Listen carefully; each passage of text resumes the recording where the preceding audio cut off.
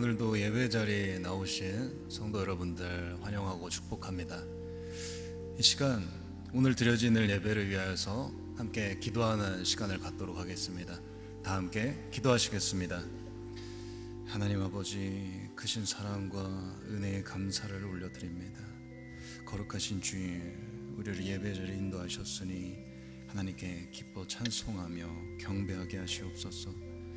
돌아보며 부족한 모습들, 죄지었던 일들, 입에 험담하는 말과 마음에 악독이 있었다면 오늘 깨끗하게 하시는 주님의 보혈을 의지하게 하시고 모든 죄가 사해졌음을 믿음으로 받게 하여 주시옵소서. 주님이 구원해 주셨으니, 예수 십자가로 드높이셨으니 다시 한번 예수님의 이름을 높여드립니다.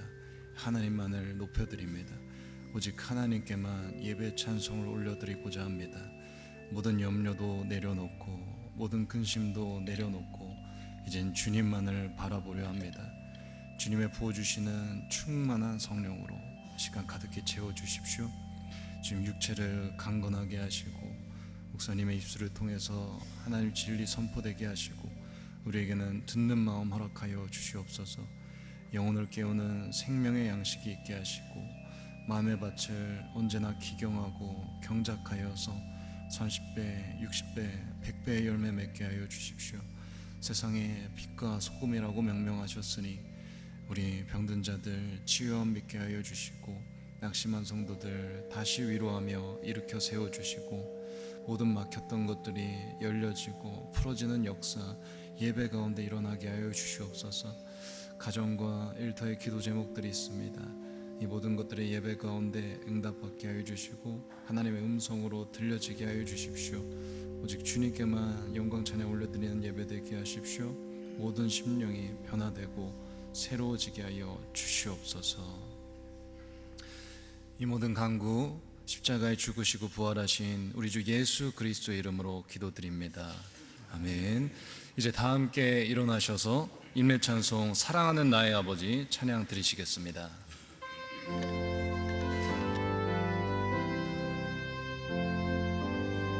사랑하는 나의 아버지, 이름 높여드립니다.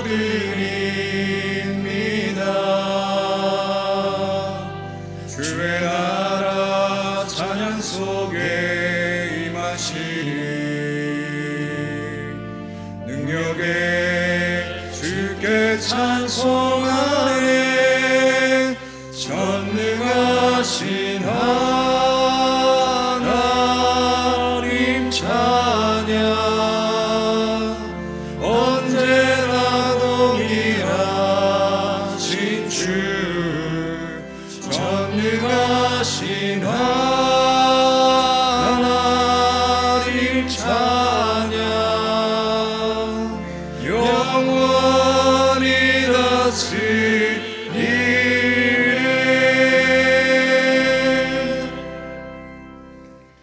너희는 여호와 우리 하나님을 높여 그의 발등상 앞에서 경배할지어다.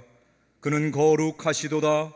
너희는 여호와 우리 하나님을 높이고 그 성산에서 예배할지어다. 여호와 우리 하나님은 거룩하심이로다. 하나님은 영이시니 예배하는 자가 영과 진리로 예배할지니라. 아멘. 주님의 성령 지금 이곳에 임하소서.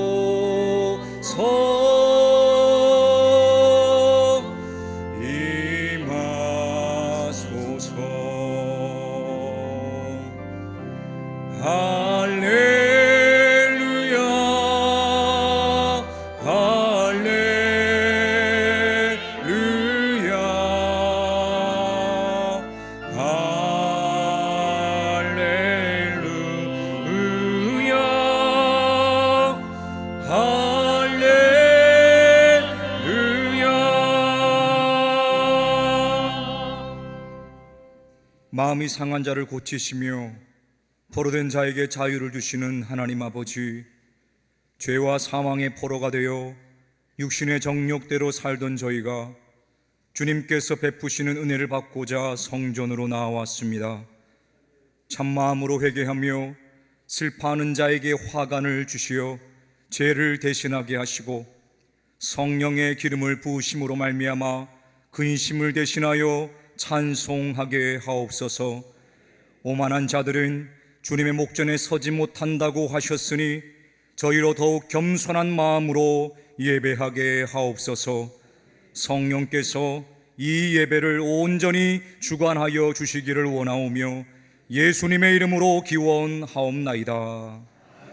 아멘. 교동문은 44번 시편 100편의 말씀입니다.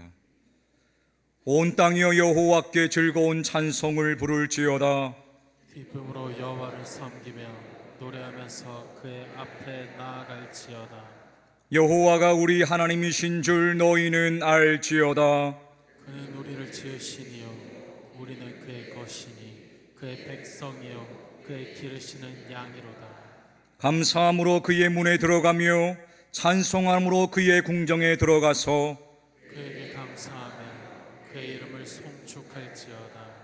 여호와는 선하시니 그의 인자하심이 영원하고 그의 성실하심이 대대에 이르리로다. 아멘. 나는 전능하신 아버지 하나님 천지의 창조주를 믿습니다. 나는 그의 유일하신 아들 우리 주 예수 그리스도를 믿습니다. 그는 성령으로 잉태되어 동정녀 마리아에게서 나시고 본디오 빌라도에게 고난을 받아 십자가에 못 박혀 죽으시고 장사된 지 사흘 만에 죽은 자 가운데서 다시 살아나셨으며 하늘에 오르시어 전능하신 아버지 하나님 우편에 앉아 계시다가 거기로부터 살아있는 자와 죽은 자를 심판하러 오십니다. 나는 성령을 믿으며 거룩한 공교회와 성도의 교제와 죄를 용서받는 것과 몸의 부활과 영생을 믿습니다. 아멘.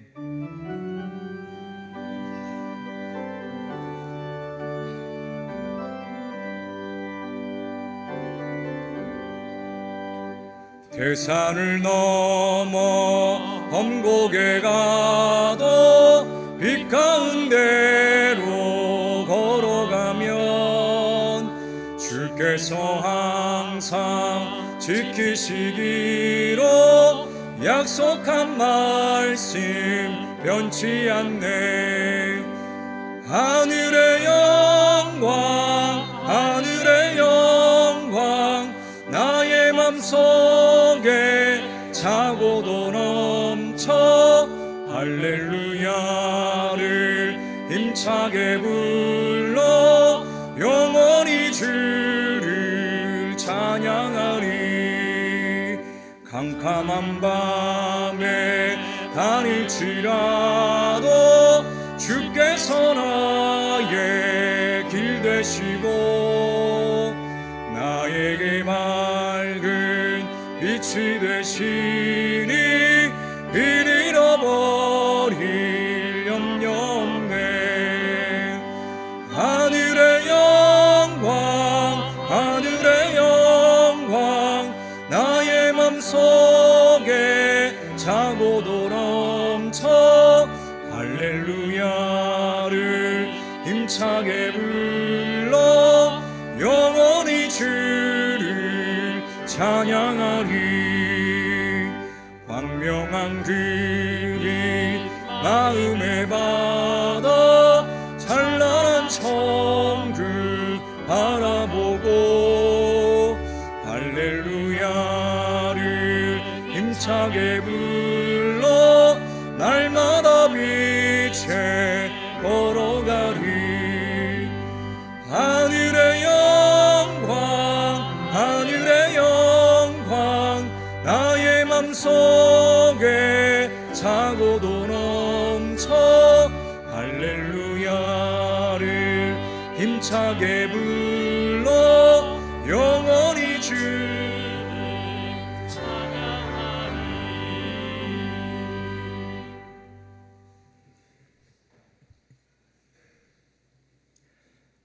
사랑의 하나님 아버지, 뜨거운 열기를 한풀 꺾이게 하시고 한 주간 저희들을 지키시고 품어주심에 감사와 찬양을 올려드립니다. 주님의 사랑 가운데 살면서도 세상의 마음을 빼앗기고 사랑과 용서보다는 미움과 욕심으로 살았던 시간들을 고백하오니 부족하고 연약한 저희들을 불쌍히 여겨주시고 예수님의 보혈로 저희 죄를 사하여 주셔서 모든 불의에서 깨끗게 하여 주시옵소서. 그 어떤 것으로도 채워지지 않는 삶의 갈증을 품고 누구든지 목마르거든 내게로 와서 마시라는 예수님의 말씀에 의지하여 이 자리에 나왔사오니 주님을 믿는 저희들에게 성경의 이름과 같이 마음 깊은 곳으로부터 생수의 강이 흘러나오는 복된 시간이 되게 하여 주시옵소서. 하나님 아버지, 저희 상도교회를 긍휼히 여겨 주시옵소서. 주님의 몸된 교회가 여러 가지 변화를 겪는 과정 가운데 있사오니 말씀과 기도 속에 하나님의 뜻을 깨닫게 하시고 믿음의 자리를 지킬 수 있도록 힘을 더하여 주시옵소서. 의견과 마음이 맞지 않아 믿음 생활의 기쁨을 잃어버린 성도들에게 주님의 마음을 보이시고 함께 어우러져 중보하고 성도의 사랑을 나누는 시간이 속히 오게 하여 주시옵소서. 당회를 붙들어 주시고 다윗과 같이 하나님의 마음에 합한 당회와 당회원들이 될 수 있도록 인도하여 주시옵소서. 휴가 중에 계신 담임 목사님의 여정에 함께 하시고 영육간에 재충전되는 시간이 되게 하시며 주님께서 주시는 마음으로 말씀을 전하고 성도들을 돌보게 하여 주시옵소서. 장로님들과 피택 장로님들 위에도 함께 하시고 지혜를 더하셔서 교회를 돌보고 섬기는데 부족함이 없도록 하시고 영육간에 강건한 삶 되게 하여 주시옵소서. 하나님 아버지, 저희들이 기도하는 가운데 하나님의 뜻을 구하지 않고 욕심으로 구하는 것들이 있다면 깨닫고 돌이키게 하시고 구하지 않아 받지 못하는 어리석음 가운데 빠지지 않도록 인도하여 주시옵소서. 육체의 질병으로 고통 속에 있는 성도들과 함께 하셔서 연약해진 육신을 주님의 능력의 손으로 어루만져 온전케 하여 주시옵소서. 경제적인 어려움과 물질의 궁핍함 가운데 있는 성도들을 채우시고 물질의 어려움 때문에 삶이 무너지지 않도록 굳게 붙들어 주시옵소서. 이 나라와 민족 위에 긍휼을 베풀어 주시옵소서. 혼란한 국제 정세와 경제적 어려움 속에서도 지켜주시고 이 땅의 위정자들에게 하나님을 두려워하는 마음과 바른 판단을 위한 지혜를 허락하여 주시옵소서. 선교사님들께도 함께 하셔서 주님과 동행하며 넉넉히 이길 수 있는 힘을 더하여 주시고 기쁜 소식이 전파되는 곳마다 허락하신 믿음의 결실로 기쁨을 누리게 하옵소서. 주님의 말씀을 듣고자 합니다. 단위에 세우신 김현우 목사님을 성령의 권능으로 붙들어 주시옵소서. 이 시간 선포되는 말씀이 주님의 온전한 뜻이 되게 하시고 메마른 우리의 심령을 깨우는 살아계신 하나님의 음성이 되게 하여 주시옵소서. 선포되는 말씀을 붙들고 한 주간 삶의 자리에서 풍성한 믿음의 열매를 맺게 하여 주시옵소서. 정성을 다해 찬양을 준비한 시온 찬양대를 축복해 주시옵소서. 하나님께서 온전히 받으시는 귀한 예물이 되게 하시고 찬양을 듣는 모든 성도들도 영혼 깊은 곳으로부터 넘치는 감사와 감격을 누리게 하여 주시옵소서. 각자의 자리에서 예배를 위해 수고하는 모든 손길 위에도 주님을 섬기는 기쁨이 충만케 하옵소서. 주님께 감사드리며 우리를 구원하시고 천국 소망을 갖고 살아가게 하신 예수님의 이름으로 기도드립니다. 아멘.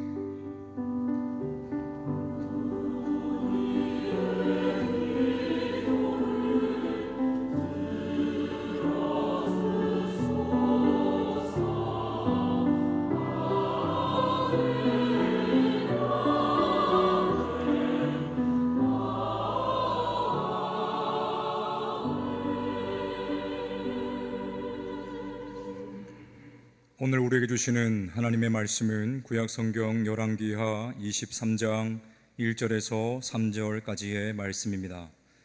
우리 구약성경 602면쯤에 있습니다. 우리 열왕기하 23장 1절에서 3절까지의 말씀입니다. 왕이 보내 유다와 예루살렘의 모든 장로를 자기에게로 모으고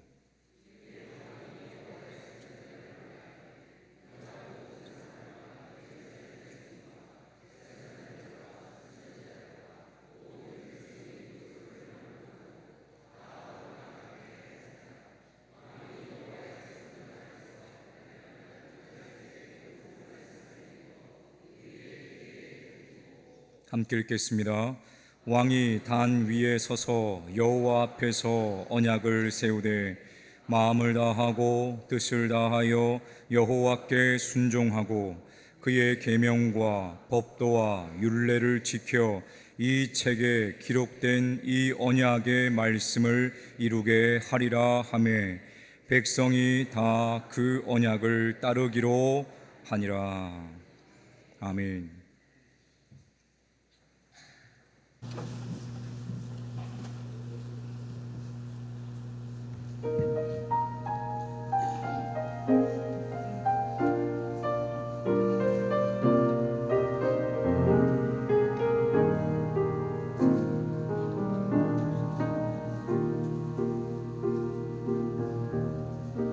활짝 핀 저 백합처럼 아름다운 날들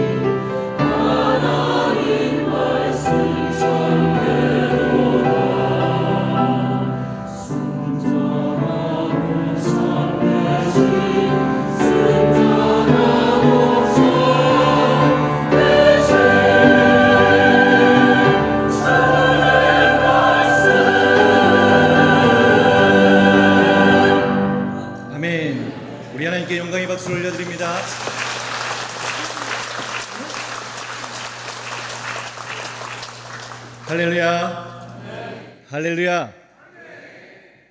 오늘도 말씀대로 이루시는 그 하나님을 온전히 믿는 믿음으로 살아가며 우리 삶의 하나님의 뜻이 이루어지는 복된 삶을 누리는 모든 성도님들이 되시기를 주님의 이름으로 축복합니다. 이 시간 언약의 말씀을 이루게 하라는 말씀으로 제목으로 여러분에게 말씀을 전하고자 합니다. 어제는 우리나라 역사에서 아주 중요한 사건을 기념하는 날이었습니다. 바로 광복 81주기 광복절이었습니다.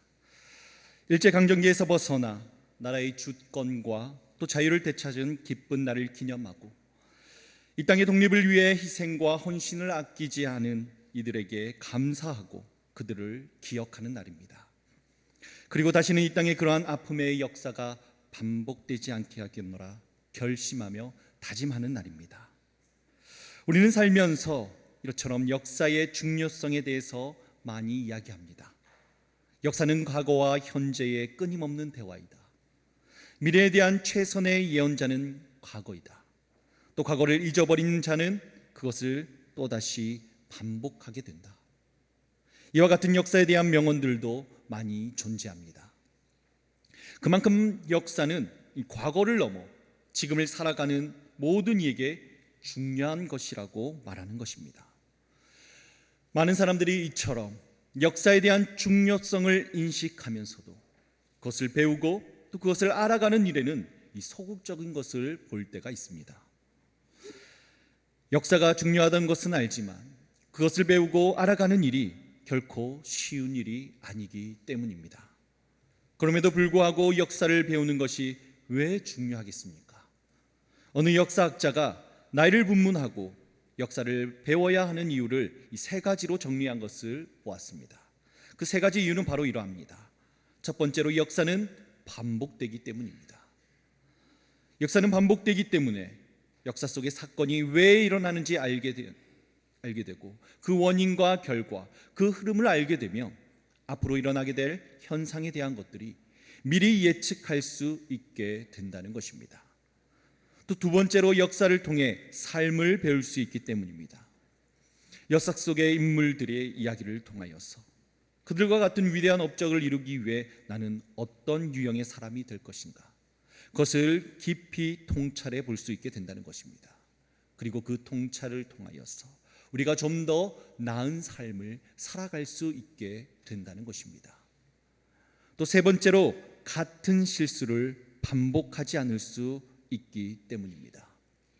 이 반복되는 역사를 통하여서 앞으로의 일을 예측하고 또 어떠한 선택을 하고 어떠한 삶을 살아가야 할지 깊이 생각하며 같은 실수를 반복하는 오를 범하지 않을 수 있다는 것입니다. 이렇게 생각해 보면 우리가 역사를 배우는 일과 또 우리가 성경을 읽고 묵상하고 이 말씀을 배우는 일, 그 일들의 이유가 비슷한 것 같습니다. 성경에는 다양한 이야기가 있지만 가장 많은 부분을 차지하고 있는 것이 바로 이스라엘의 역사 이야기입니다. 어떻게 보면 우리나라도 아니고 이 남의 나라의 역사 이야기라 문화가 다르기 때문에 우리는 사실 이해하기도 힘들고 굳이 이런 다른 나라의 역사까지 우리가 알아야 하나 그런 의문이 들 때가 있는 것이 사실입니다. 그런데 중요한 것은 이 역사 이야기는 한 나라의 역사에서 끝나는 것이 아니라 신앙적인 관점에서 지금을 살아가고 있는 우리와도 밀접한 관계가 있다는 것입니다. 그것은 하나님께서 택하신 백성들이 믿음으로 살아온 이야기이기 때문에 하나님의 택함을 받아 구원에 이르러 이제 하나님의 백성으로 살아가는 우리에게는 더할 나위 없는 신앙의 지침서가 된다는 것입니다. 이 반복되는 그들의 역사를 통하여서 우리가 영적으로 준비해야 할 미래는 어떠한지 깨닫고 성경 속의 인물들을 통하여서 우리는 어떠한 삶을 살아가야 하는지 깊이 생각하며 그들의 잘못된 역사의 모습들을 바라보며 또 그들과 같은 역사를 반복하지 않을 수 있다면 우리는 온전한 신앙생활을 해나갈 수 있을 것입니다. 그래서 오늘은 성경 속의 많은 역사 이야기 가운데 이 열왕기를 통하여서 살펴보기를 원합니다. 우리가 알고 있다시피 이 열왕기 상하, 이 말씀은 이스라엘 왕들의 이야기, 이스라엘 왕들이 통치했을 때의 이야기, 즉 이스라엘의 왕정 시대를 기록하고 있는 말씀입니다. 특히 다윗 이후에 이스라엘의 역대 왕들의 이야기가 이 책에 기록되어 있습니다. 솔로몬과 또 솔로몬 이후에 이 북이스라엘과 남유다로 그들이 분열되었고, 또 그 이후 각 나라의 왕이 어떠했는지 그것을 기록하고 있는 책이 바로 열왕기인 것입니다.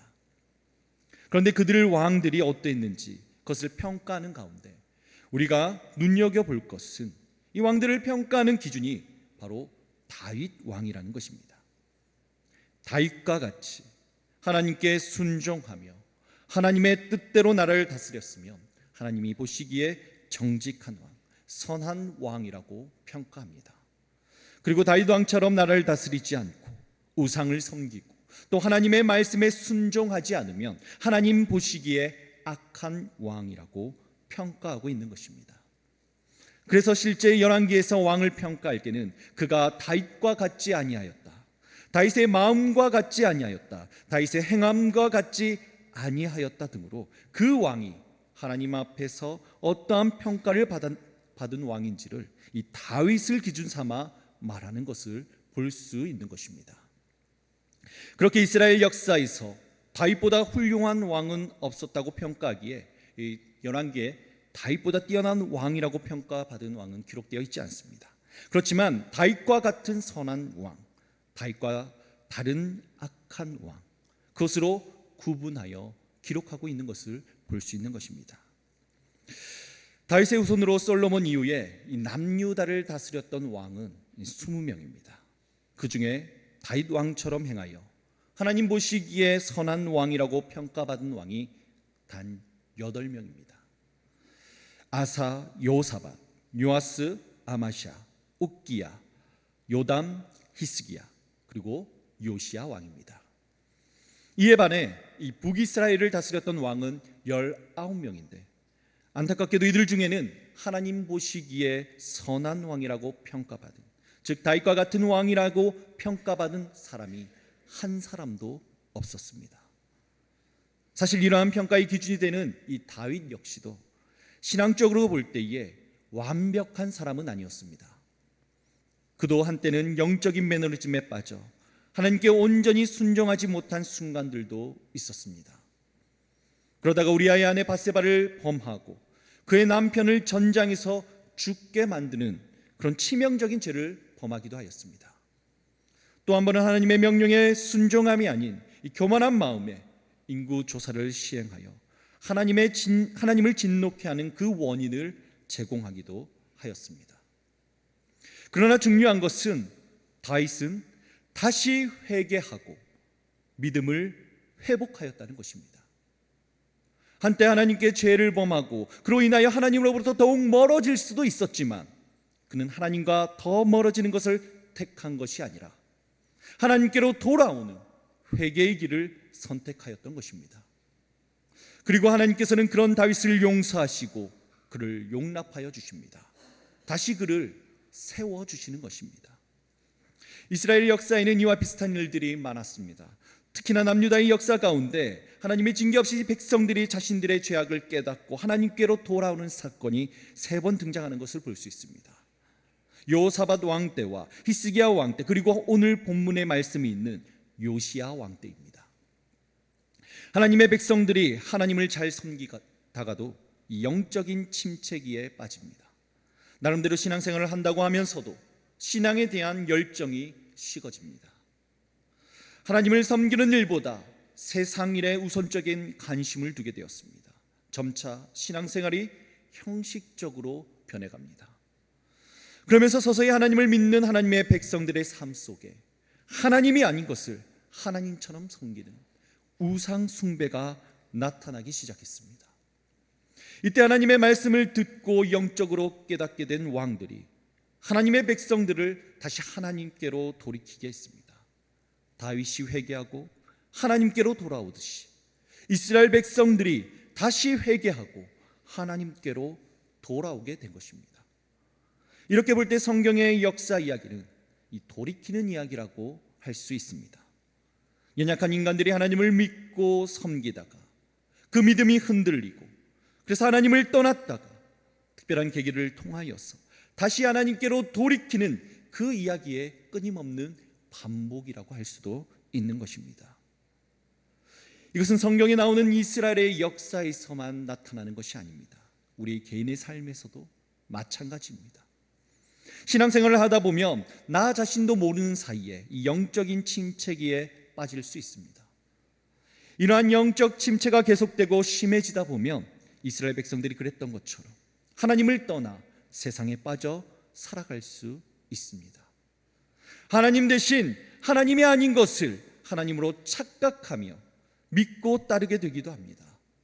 때로는 하나님 앞에 심각한 죄를 범하여 하나님으로부터 단절될 때도 있는 것입니다. 중요한 것은 이때에 우리는 돌이켜야 한다는 것입니다. 다윗이 하나님 앞으로 돌이켰던 것처럼 하나님을 향해 우리의 삶의 방향을 돌려야 합니다.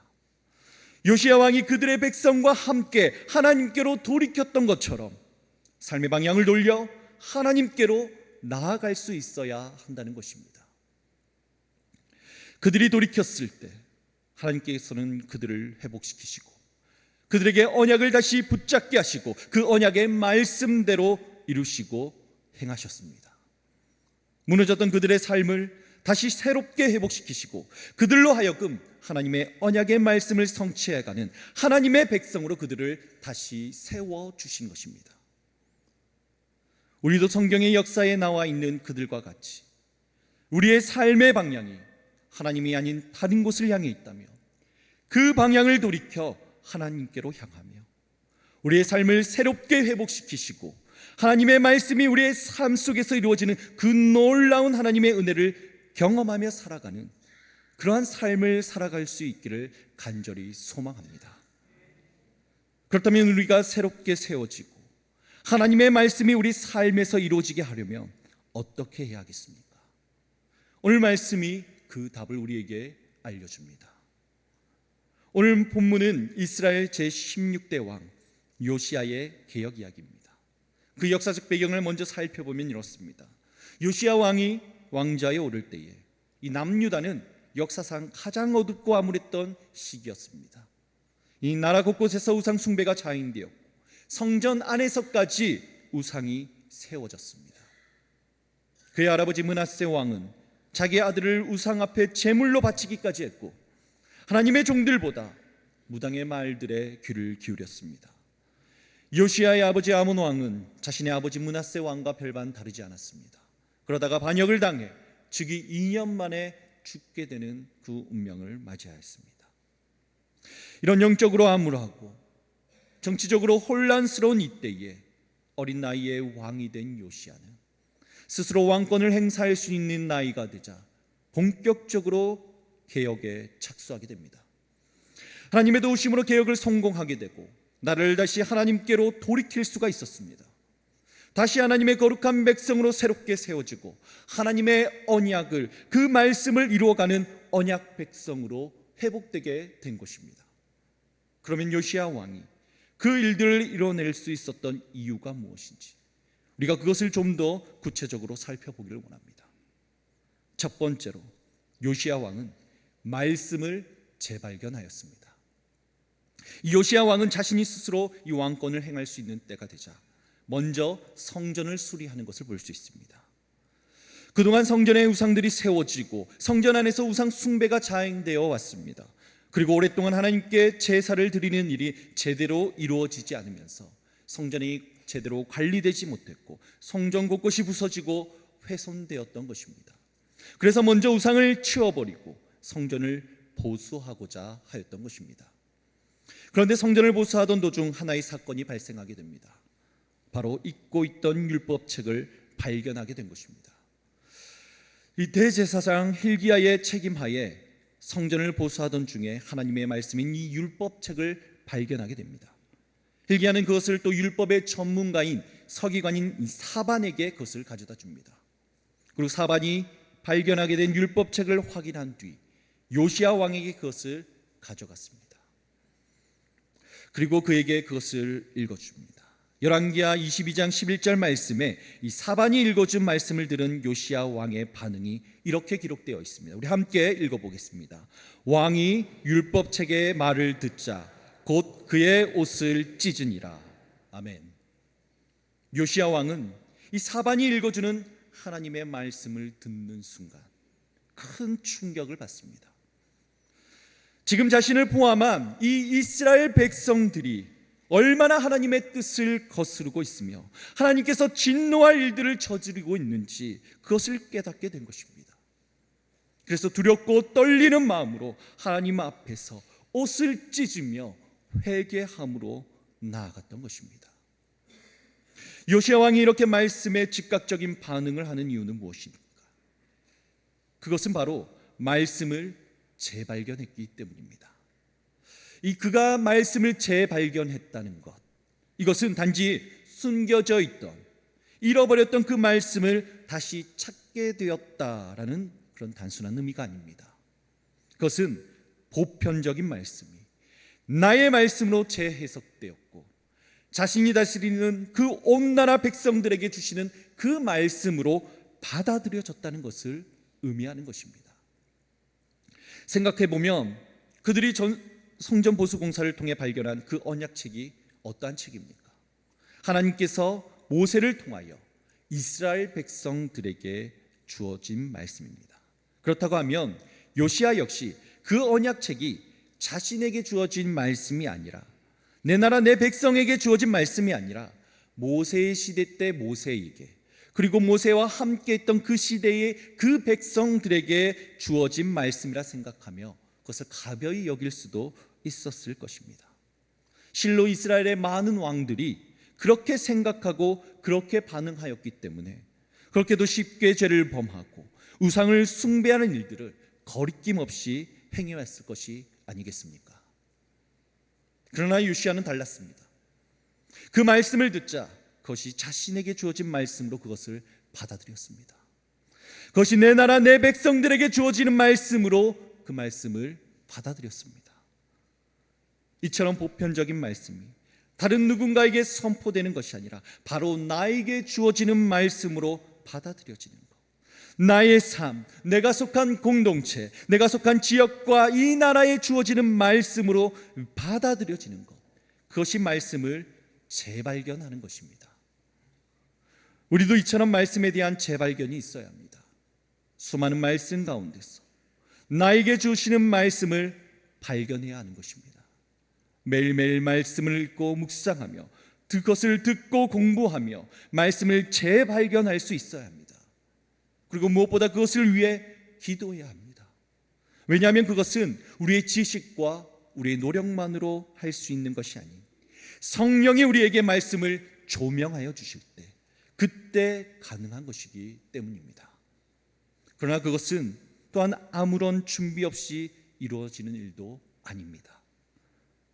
하나님 앞에 말씀을 사모하는 마음과 간절한 마음으로 그 말씀을 대할 때 우리는 그러한 경험을 하게 됩니다. 요시야에게도 아무런 준비 없이 이러한 일들이 일어난 것이 아닙니다. 그가 우상을 버리기로 다짐하고 하나님 앞에 바로 서려는 그 일을 시작하기 위해 성전 보수 공사를 행하였을 때 하나님께서 그 말씀을 발견하게 하시고 그 말씀이 자신에게 그 자신의 백성들에게 주어지는 말씀으로 재발견되게 하신 것입니다. 우리가 신앙생활을 힘겹게 하는 이유는 말씀을 가까이 하지 않기 때문입니다. 세상의 소리에 더 귀 기울이며 진실되고 깊이 있게 말씀을 접해야 하는데 그 일을 게을리하고 말씀을 묵상하는 일에 열심을 내지 않기 때문입니다. 그리고 무엇보다 그 말씀이 나에게 주어지는 말씀이라고 여기며 내 삶에 적용하려고 하지 않기 때문입니다. 그래서 말씀을 온전히 보고 듣고 내 삶에 적용하며 살아갈 때 나타나는 그 말씀의 놀라운 능력을 체험하지 못하며 살아가기 때문인 것입니다. 사랑하는 성도 여러분, 우리가 말씀을 재발견해야 합니다. 이것을 우리는 로고스에서 레아로 말씀을 재발견한다라고 이야기할 수 있습니다. 이 로고스와 레마는 또 똑같은 말씀, 하나님의 말이라고 해석하는 단어입니다. 그러나 그 뜻은 다릅니다. 로고스는 객관적인 말씀, 기록된 말씀, 즉 성경 가운데 하나님의 하신 말씀을 기록하여 변함없는 진리된 말씀을, 객관적인 진리된 말씀을 말하는 단어입니다. 그러나 레마는 다릅니다. 주관적인 말씀, 현재적인 말씀, 그 말씀을 이야기할 때 레마라는 단어를 사용합니다. 성령의 감동으로 특별한 상황 가운데 하나님이 주시는 말씀, 성경에 기록되어 있지만 그 시절, 그 시대의 그 백성, 그 누군가에게 주는 말씀이 아니라 그 말씀이 지금의 내 상황 가운데 나에게 주시는 말씀으로 다가올 때 우리는 그 말씀을 레마라고 말하는 것입니다. 우리가 이러한 로고스에서 레마로 말씀을 재발견할 수 있어야 하는 것입니다. 말씀이 우리의 눈을 뜨게 하고 말씀이 우리의 가슴을 뛰게 하는 그 체험을 할 수 있어야 합니다. 성경에 기록된 말씀이 다른 누군가에게 그렇게 주어지는 말씀이 아니라 바로 나에게 주어지는 말씀, 내가 속한 공동체에게 주시는 말씀으로 그 말씀을 재발견할 수 있어야 한다는 것입니다. 그럴 때 말씀이 우리의 삶을 바꾸며 그 말씀이 우리의 삶에서 이루어지는 역사를 경험할 수 있게 되는 것입니다. 바라기는 하나님의 말씀을 나의 말씀으로 재발견하는, 하나님의 말씀을 우리 공동체의 말씀으로 재발견하는 역사가 우리 가운데 일어날 수 있기를 간절히 소망합니다. 이 두 번째로 요시야 왕은 말씀을 경청하였습니다. 요시야 왕은 말씀을 재발견한 뒤 그 말씀을 가지고 하나님의 뜻을 구하는 것을 볼 수 있습니다. 열왕기하 22장 13절의 말씀을 보면 이렇게 기록하고 있습니다. 우리 함께 읽겠습니다. 너희는 가서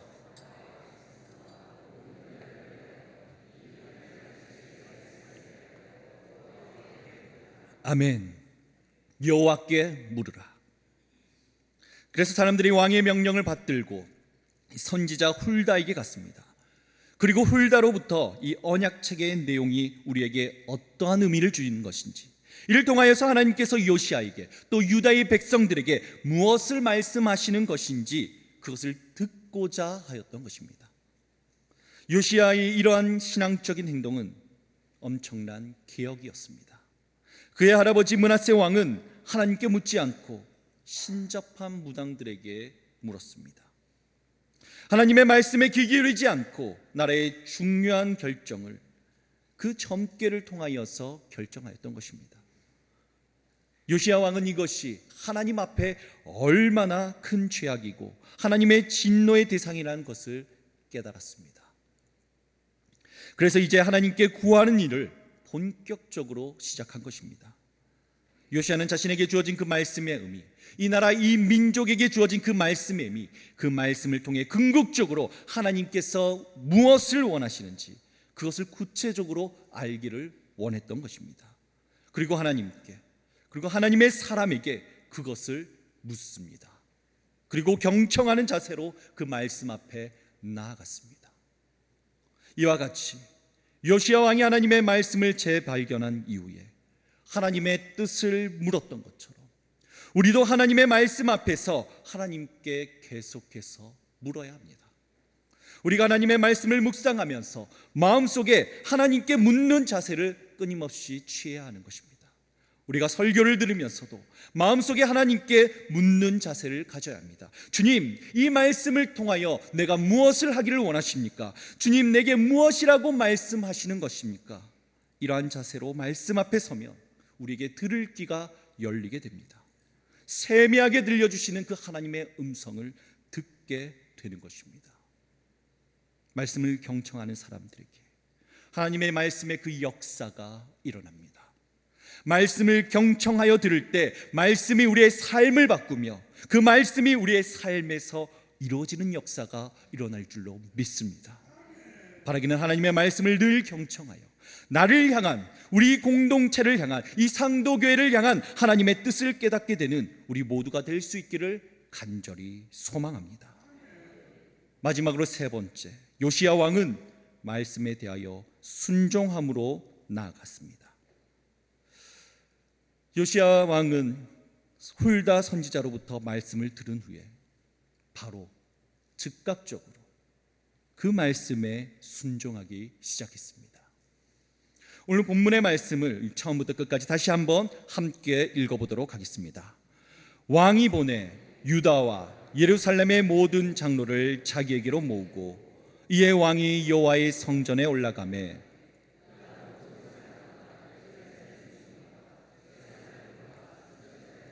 모든 백성이 노소를 막론하고 다 왕과 함께 앉으라. 왕이 여호와의 성전 안에서 발견한 언약책의 모든 말씀을 읽어 무리의 귀에 들리고 왕이 단위에 서서 여호와 앞에서 언약을 세우되 마음을 다하고 뜻을 다하여 여호와께 순종하고 그의 계명과 법도와 율례를 지켜 이 책에 기록된 이 언약의 말씀을 이루게 하리라 하매 백성이 다 그 언약을 따르기로 하니라. 아멘. 요시야 왕은 우선 모든 백성들을 불러 모았습니다. 그리고 성전에서 발견한 이 율법책을 그들에게 읽어주었습니다. 유다의 온 백성들에게 하나님의 말씀을 듣도록 한 것입니다. 온 백성에게 그 말씀을 듣게 한 이유, 그것이 무슨 이유겠습니까? 그들에게도 말씀을 재발견하고 그 말씀을 경청하여서 하나님의 뜻을 깨닫게 되고 즉각적으로 그 말씀 앞에 순종하게 하기 위함이었습니다. 그리고 말씀을 통해 깨달은 대로 전 국가적으로 대대적인 우상 척결 작업을 시작합니다. 모든 이방 제사를 중단시켰고 성전에 세워진 우상들을 불사르고 가루로 빻아서 묘지에 뿌렸습니다. 그리고 전국에 있는 모든 우상들을 철저하게 척결해 나갑니다. 요시야 왕은 이렇게 하나님의 말씀대로 철저한 순종, 즉각적인 순종을 행하는 삶으로 나아갔던 것입니다. 서서히 요시야 왕이 다스리는 남유다 왕국은 말씀이 중심이 되는 나라로 바뀌기 시작했습니다. 하나님의 말씀이 살아 역사하는 나라로 바뀌기 시작했습니다. 나라가 완전히 새롭게 세워지게 된 것입니다. 우리도 이와 같이 순종의 삶을 살아가야 합니다. 말씀의 조명이 있어 말씀이 재발견되고 그 말씀을 경청하여 하나님의 뜻을 알게 된다고 하여도 그 말씀에 순종함이 뒤따르지 않는다면 우리의 삶에 결코 변화가 일어날 수 없습니다. 우리가 순종할 때에 말씀으로 우리의 삶이 변화되고 우리가 순종할 때에 하나님의 말씀이 우리의 삶 가운데 이루어지게 되는 것입니다. 이 모든 것은 우리의 순종으로 완성되는 것입니다. 그것이 하나님이 일하는 방식입니다. 바라기는 우리 모두가 그 하나님의 말씀을 재발견하고 그 말씀을 경청함으로 하나님의 뜻을 깨닫게 된다면 요시야처럼 또 그 말씀을 함께 들은 이스라엘 백성들처럼 즉각적인 순종으로 나아가는 자들이 될 수 있기를 간절히 소망합니다. 말씀을 정리하겠습니다. 사랑하는 상도교회 성도 여러분, 오늘 하나님께서는 이스라엘 역사를 통하여 특별히 요시야 왕의 종교개혁의 과정을 통하여서 우리가 하나님의 말씀, 하나님의 그 언약을 이루는 주님의 백성으로 살아가려면 어떻게 해야 하는지 우리에게 말씀해 주고 계십니다. 우리도 그와 같이 우리의 삶의 말씀으로 인하여 놀라운 변화가 일어날 수 있기를 간절히 소망합니다. 우리의 삶에 주님의 말씀이 이루어지는 놀라운 역사가 일어날 수 있기를 간절히 소망합니다. 그러기 위하여 주님, 이 보편적인 말씀 가운데서 나에게 주시는 말씀을 재발견하게 하여 주시옵소서. 주님, 주님이 말씀하실 때에 우리가 그 말씀을 경청하게 하여 주시옵소서. 주님, 우리에게 주신 그 말씀에 또 즉각적으로 반응할 수 있는, 순종할 수 있는 그 믿음을 우리에게 허락하여 주시옵소서. 이렇게 기도하며 하나님의 말씀을 재발견하고 그 말씀에 귀 기울이며 그 말씀대로 순종함을 하는 삶을 살아갈 수 있기를 간절히 소망합니다. 그래야 약속하신 하나님의 언약의 말씀, 그 말씀 그대로 우리의 삶에 이루어지는 역사가 계속해서 나타나는, 우리 공동체 가운데서 계속해서 나타나는 우리 상도교회가 또한 저와 여러분의 삶이 될 수 있기를 주님의 이름으로 간절히 축복합니다. 우리 함께 기도하겠습니다. 사랑의 하나님, 오늘 말씀을 통하여 우리에게 깨닫게 하시니 감사를 드립니다. 우리 상도교회의 모든 성도들이 주님의 말씀을 사모하고 날마다 묵상하여 말씀을 재발견하게 하시고 하나님의 음성을 경청하게 하시며 하나님의 말씀에 순종의 삶으로 응답하는 자들이 되게 하여 주시옵소서. 그래야 하나님의 말씀으로 우리의 삶이 변화되고 하나님의 언약의 말씀이 우리의 삶 가운데 이루어지는 말씀의 놀라운 능력이 나타나는 우리의 삶이 되게, 우리 상도교회가 될 수 있게 하여 주시옵소서. 감사를 드리며 우리 주 예수 그리스도의 이름으로 기도합니다. 아멘.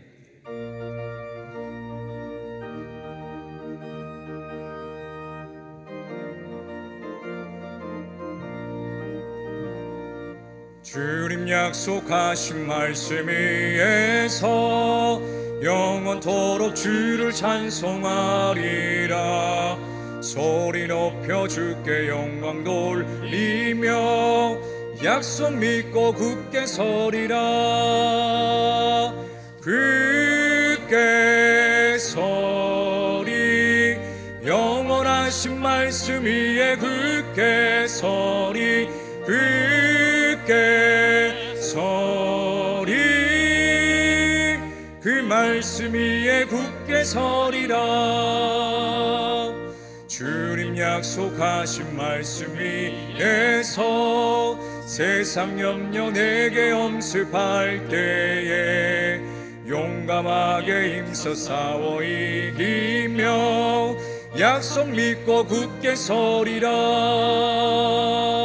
굳게 서리, 영원하신 말씀 위에 굳게 서리. 굳게 서리, 그 말씀 위에 굳게 서리라. 주님 약속하신 말씀 위에서 영원하신 주의 사랑 힘입고 성령으로 힘써 싸워 이기며 약속 믿고 굳게 서리라. 굳게 서리, 영원하신 말씀 위에 굳게 서리. 굳게 서리, 그 말씀 위에 굳게 서리라.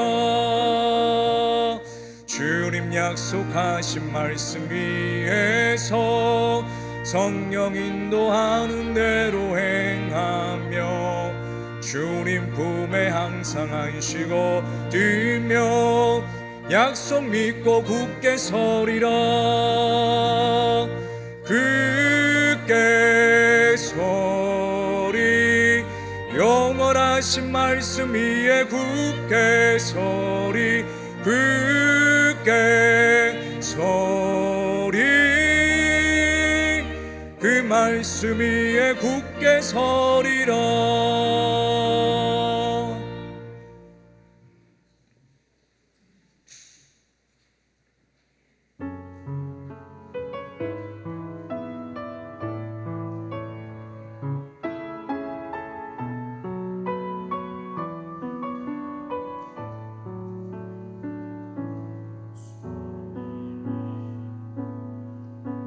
주신 땅으로 한 걸음씩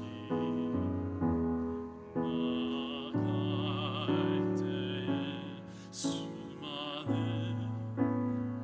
적들과 견고한 성이 나를 두렵게 하지만 주님을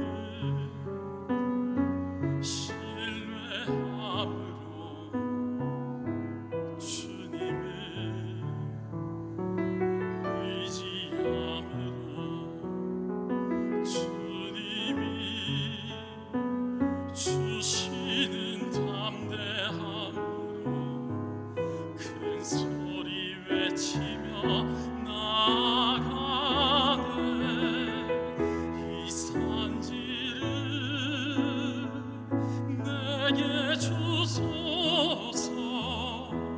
그날에 주께서 말씀하신 이제 내가 주님의 이름으로 그 땅을 취하리니 이 산지를 내게 주소서. 그날에 주께서 말씀하신 이제 내가 주님의 이름으로 그 땅을 취하리니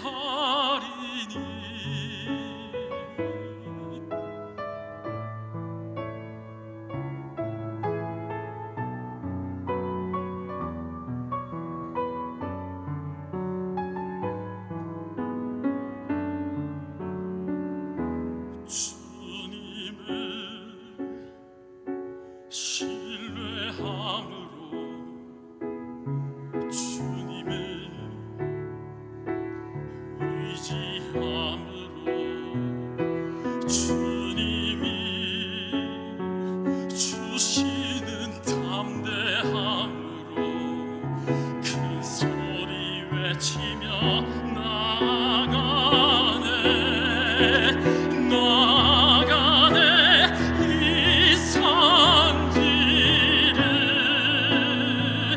내게 주소서. 그날에 주께서 말씀하신 이제 내가 주님의 이름으로 그 땅을 취하리니 이 산지를 내게 주소서. 그날에 주께서 말씀하신 이제 내가 주님의 이름으로 그 땅을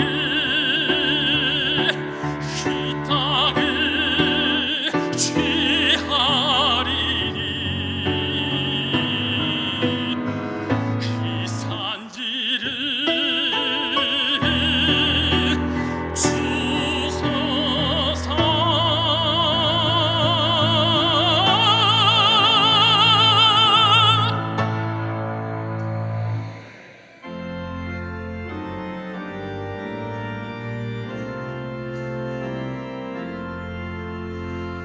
나의 보화 드리니 주여 받아주셔서 하늘나라 위하여 주 뜻대로 쓰소서.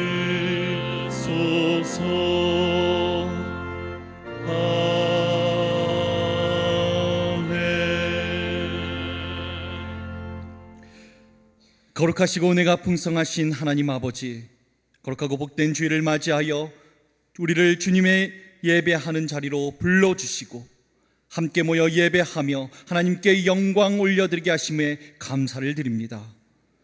두세 사람이 내 이름으로 모인 곳에는 나도 그들 중에 있느니라 말씀하신 주님, 우리가 주님의 이름으로 모여 예배하는 이 시간, 이 자리에도 주님이 함께하여 주심으로 하늘의 은혜와 평안을 누리고 참된 기쁨과 소망으로 가득하게 하여 주시옵소서. 주님, 늘 우리의 삶 가운데 임마누엘의 하나님이 함께하여 주셔서 우리가 거하는 곳마다 하나님의 역사가 일어나게 하시고 우리를 통하여 하나님의 살아계심이 세상에 선포되게 하시고 증거되는 삶을 살아가게 하여 주시옵소서. 우리의 삶 가운데, 우리의 교회 가운데 하나님의 말씀을 다시 재발견하게 하시고 하나님의 말씀을 경청하며 하나님의 말씀에 순종함으로 나아가 놀라운 말씀의 역사가 일어나기를 간절히 소망합니다. 우리 교회가 주님의 말씀으로 변화되어 가는 교회, 주님의 언약의 말씀을 이루어가는 아름다운 교회가 되게 하여 주시옵소서. 주님, 우리 상도교회 성도들을 사랑하여 주시옵소서. 해외와 타지 또 군복무 등으로 나아가 있는 우리의 자녀들과 우리의 성도들 가운데 주님이 함께하여 주시고 학업과 진학 또 진로와 취업, 결혼과 출산 등 선택의 갈림길과 인생의 중요한 문제를 가지고 기도하는 자들에게 주님께서 그들을 인도하여 주시고 주님의 도움의 손길로 그들과 함께하여 주시옵소서. 질병으로 인하여 고통 가운데 있는 우리 환우들을 기억하여 주시고 치유하시고 고치시는 놀라운 하나님의 능력으로 깨끗하게 나음을 받을 수 있도록 주님께서 역사하여 주시옵소서. 슬픔 가운데 있는 자들을 주님의 한량없는 자비하심으로 품어주시고 위로하여 주셔서 그 마음 가운데 주님이 주시는 그 평안을 얻게 하여 주시옵소서. 오늘도 우리에게 주시는 놀라우신 사랑과 은혜에 감사하는 마음으로 주님께 드릴 예물을 구별하여 드리게 하심에 감사를 드립니다. 주님께 드린 그 손길들 기억하여 주시고 그 삶 위에 놀라운 은혜를 더하여 주시옵소서. 드린 것보다 더 많은 것으로 우리의 삶을 풍족하게 채우시는 하나님의 그 크신 은혜를 날마다 경험하며 늘 감사의 찬양을 올려드리는 삶을 살아가게 하여 주시옵소서. 이 모든 것에 감사를 드리며 우리를 사랑하시는 우리 주 예수 그리스도의 이름으로 기도합니다. 아멘. 교회 소식을 전하도록 하겠습니다. 청년부 여름 사역 일정 안내입니다. 8월 28일, 29일 이 양일간 청년부 수련회가 불광동 팀 수양관에서 진행됩니다. 지난 청년부 국내 비전 트립을 통하여서 이 교회 각 부서를 열심히 섬겼던 우리 청년부입니다. 그들이 섬김의 사역을 마치고 이제 청년부를 위한 수련회의 시간을 가지게 됩니다. 우리 청년들이 하나님과 깊은 교제 가운데 은혜의 시간을 가질 수 있도록 함께 격려해 주시고 또 기도해 주시고 후원해 주시면 감사하겠습니다. 교우 소식입니다. 결혼 소식이 있습니다. 김주만 집사님과 김명자 권사님의 자녀 되시는 김지수 양의 결혼식이 다가오는 22일 토요일 오후 2시 50분에 신림에 위치한 그레이스 파티 7층 그레이스 파티 홀에서 있습니다. 또한 가정이 있습니다. 송주석 안수 집사님과 이선희 이 권사님의 장남인 송태윤 군의 결혼식이 다가오는 22일 토요일 오전 11시 30분에 당산 그랜드 컨벤션 센터 리젠시 홀에서 있습니다. 결혼하여 새롭게 가정을 세워가는 이들이 귀한 믿음의 가정을 아름답게 세워갈 수 있도록 함께 축복해 주시고 기도해 주시면 감사하겠습니다. 토요일이 공휴일인 관계로 이 주보 제작 일정이 당겨진 이유로 이제 주보에 미처 실지 못하였지만 이 장례를 치른 가정이 있습니다. 육교구 사구역의 김신자 은퇴 권사님의 부군이시고 또 정영인 권사님, 정혜원 권사님, 정태환 안수지사님 그리고 지금은 미국에서 생활하고 계시는 정혜영 성도님의 부친 되시는 고 정건택 은퇴 지사님께서 지난 13일 소천하시어 15일 장례를 치르게 되었습니다. 유족들을 위해서 함께 기도해 주시고 위로해 주시면 감사하겠습니다. 담임 목사님께서는 안식과 휴식을 위하여 8월 24일까지 휴가 일정 중에 계십니다. 이로 인하여 다음 주 주일 23일까지는 부교역자가 주일 예배 설교를 대신하게 되겠습니다. 담임 목사님께서 주님 안에서 참된 휴식을 얻고 안전하게 돌아오셔서 이 주님의 몸된 교회를 더욱 잘 섬길 수 있도록 함께 기도해 주시면 감사하겠습니다.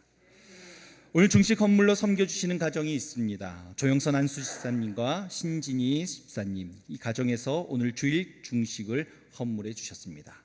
함께 인사 나눠주시면 감사하겠습니다. 이 시간 말씀을 생각하면서 우리 옆에 분과 이렇게 인사하겠습니다. 나에게 주신 말씀을 재발견합시다. 또 한번 인사 나누실 때에 내게 주신 말씀에 순종합시다. 이제 다 함께 일어나셔서 배 찬양 드리겠습니다.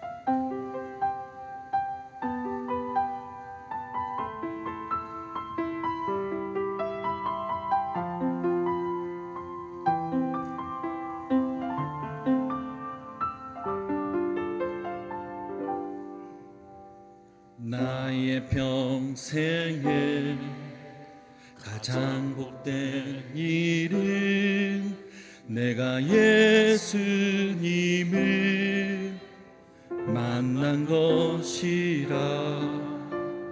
나의 평생에 가장 잘한 일은 내가 예수님을 주로 섬긴 것이라.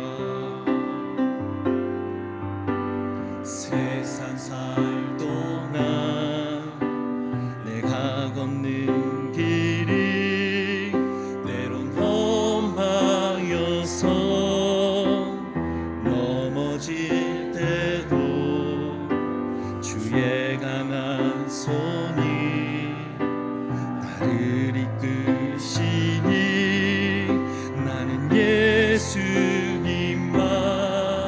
주로 섬기며 살리.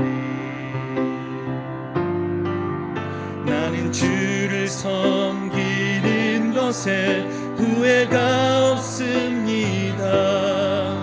내가 걸어온 모든 시간 다 주의 은혜니 내가 걸어갈 모든 날도 주만 섬기며 살리.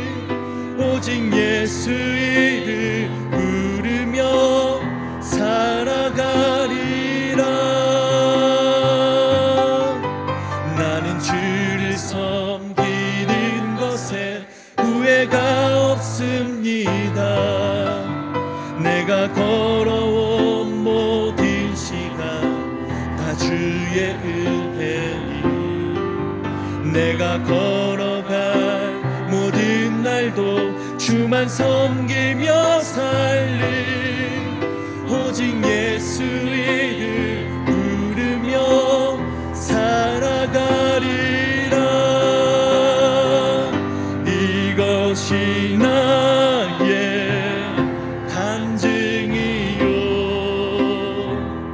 이것이 나의 찬송일세.